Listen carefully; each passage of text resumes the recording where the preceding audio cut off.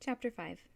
And so my real education began. My grandmother had a little room set up for us near the schoolroom, and several times each week she would interrupt my lessons with Simon and take me there. I would rise from my books, feeling the eyes of the others on me, and conscious of my own superiority, would follow my grandmother into our study. I always left my books and papers in disarray, knowing that my grandmother would not permit me to delay long enough to clean them up, and also knowing that no one would dare complain about the extra work of clearing my space. My grandmother never referred to books in her tutoring. Rather, she spoke rapidly, telling me about the different countries surrounding our empire, about their rulers, about who was related to whom, about what languages they spoke. She told me about battles, about weapons, about warriors. She had been on so many campaigns with my grandfather and his brother that she knew almost as much about warcraft as any soldier did. My head reeled as I tried to take it all in, frantically scribbling notes that I would consult later in the classroom after the other children had been dismissed to play. It was difficult, but I was proud that it was I, not John, who was learning all this. No one would ever think he was the heir again.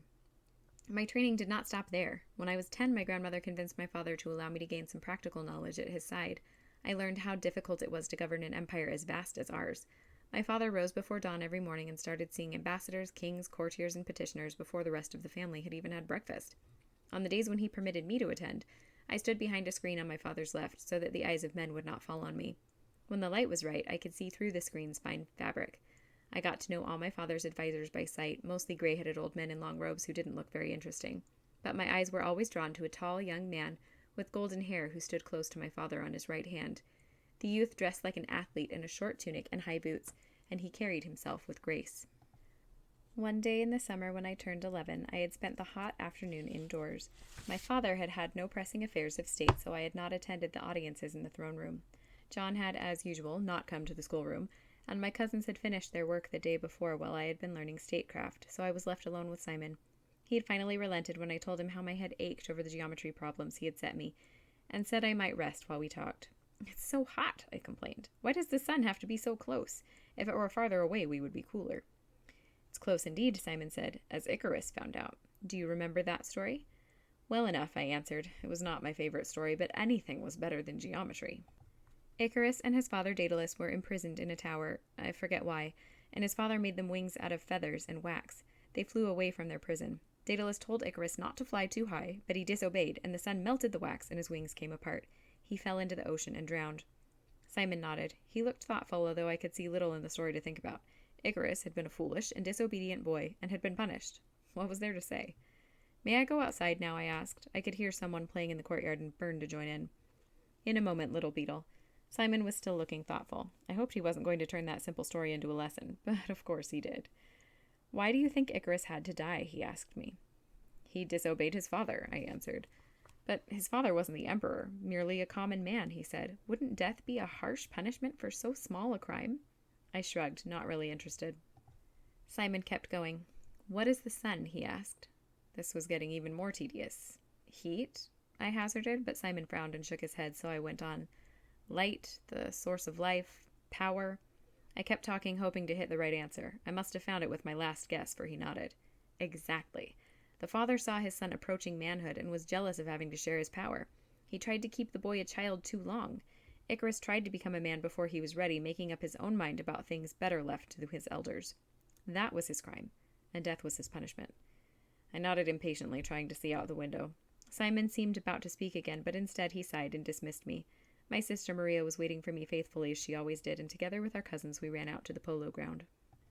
We had crossed the compound and entered the field when suddenly a huge brown horse came galloping toward us, so close that I could feel the hoofbeats in my chest. The other children scattered, but I froze. Just as I was sure I was about to be trampled, I felt myself being swooped up and realized I was seated with my father on his great black charger. He held me so tightly that the heavy gold ring on his right hand bruised my upper arm. But I didn't mind.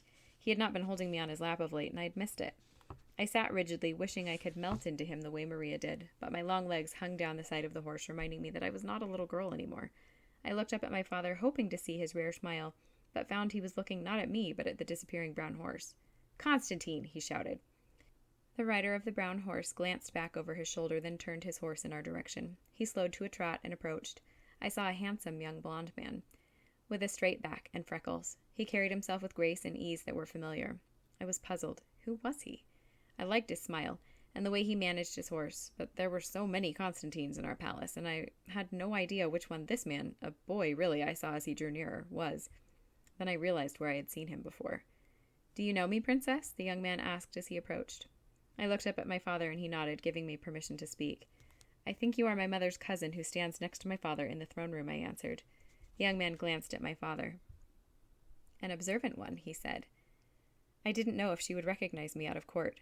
Then to me, "Yes, Princess, I am your cousin, Constantine Ducasse. I am pleased you recognized me."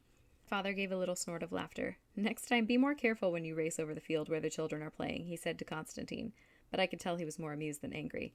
"You don't want to trample your future bride in the dust." He gave me a kiss, then swung me down off the saddle. I stood in the middle of the field, all alone, ignoring the shouts of my cousins who were calling me to join them. Future bride? The thought made me stand still.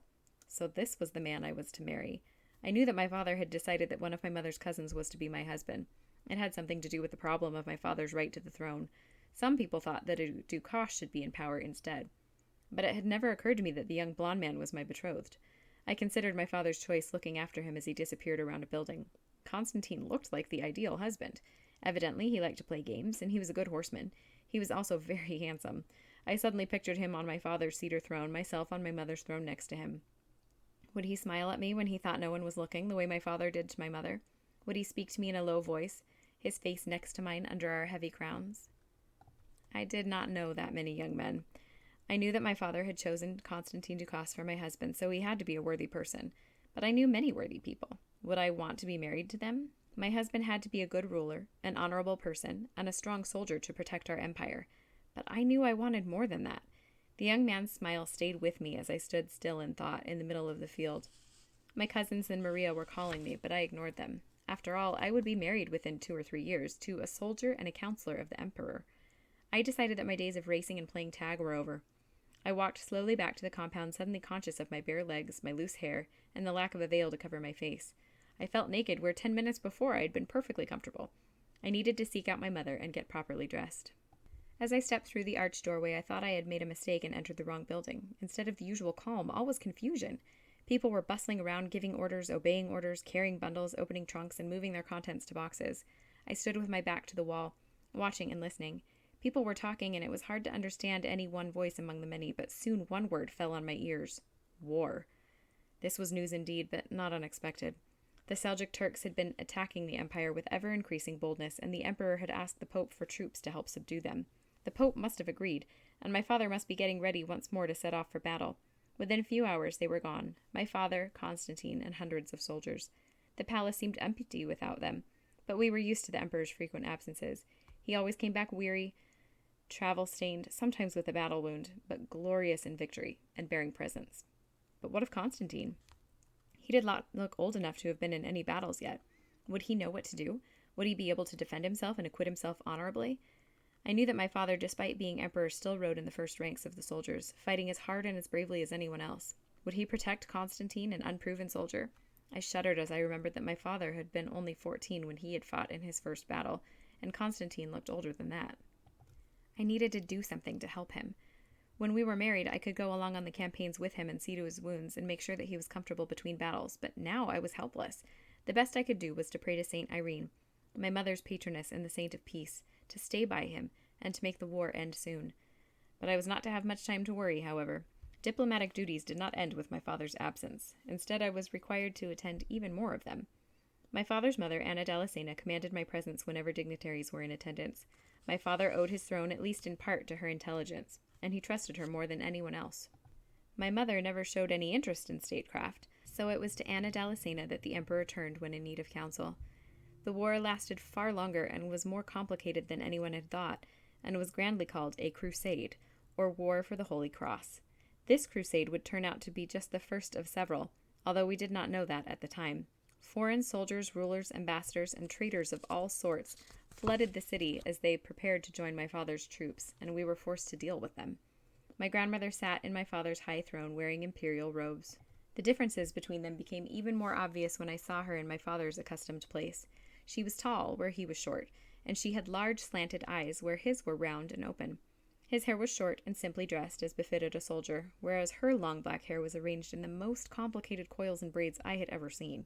I would spend long minutes during these audiences trying to trace one strand of hair as it wound through a braid, across her head, down a tress, behind her ear. I would always lose the strand and have to start over. This practice would make me so sleepy that I would have to stop and pay attention to the speeches in an attempt to stay awake. One day, the baron of some small province had come to ask my grandmother for a reduction in taxes. As I listened to his pleas and to my grandmother's skillful way of rejecting them, I began to see the encounter as a kind of game. A new game called chess was wildly popular in the palace. The rules were not very complicated, but there were endless strategies for dealing the death blow to the opponent's king. I pictured the baron, dressed in his shabby best, as a weak little pawn on a chessboard as he pled his pitiful case. "Your Majesty," he said, face down on the floor, "the crops have been poor after a long drought in our province. My people have been starving. Most of the men have left for the war, and there are few to work the fields. The foreigners have brought illness with them, and many of my people have died. What little they have managed to grow they have eaten, with nothing left over to pay taxes." "This is not the emperor's concern," responded my grandmother. "Your farmers must have committed some sin for God to punish them by withholding the rain." Aha, I thought. Her bishop has attacked the pawn. "Indeed not," protested the baron, daring to look up. "We are a God-fearing folk." "Then why do you ask me to reduce your taxes at a time when the emperor needs all the funds he can raise to win the holy city of Jerusalem back from the infidels?" she questioned him. Now her knight was on the attack.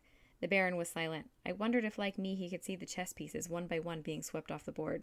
"And besides," added my grandmother, "I have no power to reduce the taxes. This is in the emperor's hands, and I would be stealing from him if I allowed you to pay less than your requirement." Shamat, I thought. Checkmate. The king is dead. The baron probably knew as well as I did that whenever my father left the country, he signed a proclamation giving my grandmother imperial powers. But the baron did not dare contradict her to her face, so he left defeated. After this, I started looking forward to the audiences to see what weapons my grandmother would pull out. Sometimes she was a chess player, and other times she reminded me of a fencer, probing the enemy's weak spots until she could lunge in with the kill. But no matter what tactic she took, she always won. Once, as I was leaving the audience room, she unexpectedly called me over to her. I approached in a seemly manner and knelt at her feet. She pulled me up, putting her hand under my chin and forcing me to look at her. She stared into my eyes with her dark, strange ones until I squirmed inside, but I did not look away. "What do you think of all this?" she asked, waving her hand at the huge room, the thrones, the tapestries, the glittering mosaics on the walls and ceiling. I shook my head, not knowing what to say. "Come, child," she said impatiently, her bony hand still clutching my chin. "Surely you have some opinion." I opened my mouth, not knowing what I was going to say until the words spilled out. "I think it's wonderful," I answered. She barked a short laugh. "Wonderful, is it?" She finally let go of my chin. "And what is it you find so wonderful?" "The throne, the power," I stammered. "When I am empress, I will be able to deal with people the way I want to. I won't have to listen to anyone." "Anyone? Will not your husband have something to say about it?" I shrugged, feeling myself relaxed, as she seemed interested in what I had to say. "Constantine will be emperor only because he is married to me. If he disagrees with me, I will still be able to have my way." "And other counselors?" I considered the question seriously before answering.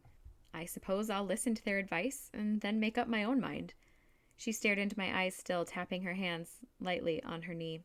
Finally, "Leave, child. Go back to your studies," she said, and turned away. I bowed again, rose, and walked away, managing to keep from running until I was out of the room. Once out of her sight, I tore to the library where I found Simon at his books and breathlessly related the conversation. "What do you think she meant?" I asked. He looked away from me and was silent for so long that I thought he hadn't heard me. At last, "Don't fly too near to the sun, little beetle," he said.